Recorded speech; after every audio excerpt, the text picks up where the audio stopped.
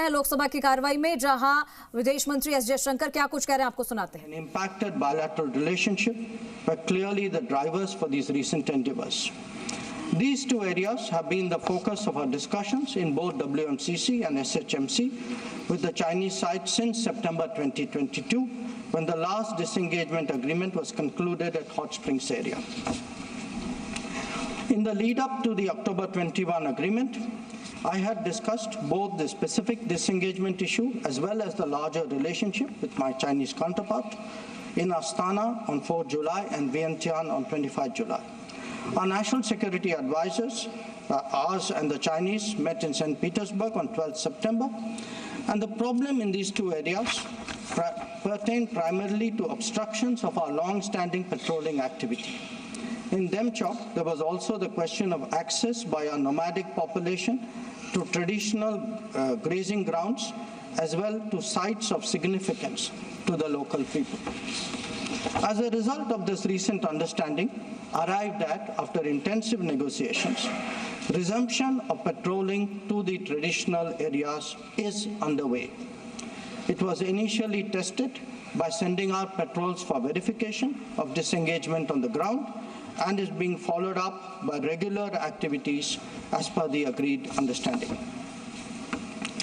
Following the October 21 understanding, Prime Minister and President Xi Jinping had a meeting on the sidelines of the BRICS summit in Kazan on October 23. They welcomed the understanding and directed the foreign ministers to meet and stabilize and rebuild the relationship. The special representatives are also to oversee the management of peace and tranquility, besides exploring a fair, reasonable, and mutually acceptable solution to the boundary question. In pursuance of that, I recently held discussions with Foreign Minister Wang Yi again on the sidelines of the G20 summit in Rio de Janeiro on November 18th. Raksha Mantriji has also met the Chinese Defense Minister Dong Jun at the ASEAN Defense Minister ADMM Plus meeting in Vientiane on November 20. The two ministers discussed progress on the recent agreement on disengagement, the need to address de-escalation, and the requirement of strengthening confidence-building measures. They agreed on the importance of continuing meetings and consultations at various levels. So, the House will remember that on October 21, the October 21 agreement is the latest in the series of an understanding in regard to the resolution of the situation at various friction points in eastern Ladakh. In the aftermath of the events in May-June 2020 and the initial disengagement in Galwan Valley in July 2020, there was a foreign ministers meeting in Moscow in 10 September 2020. The government's position at that time was that the immediate task was to ensure comprehensive disengagement of troops in all the friction areas. It was emphasized that the large concentration of troops along the LAC was not in accordance with the 1993 and 1996 agreements.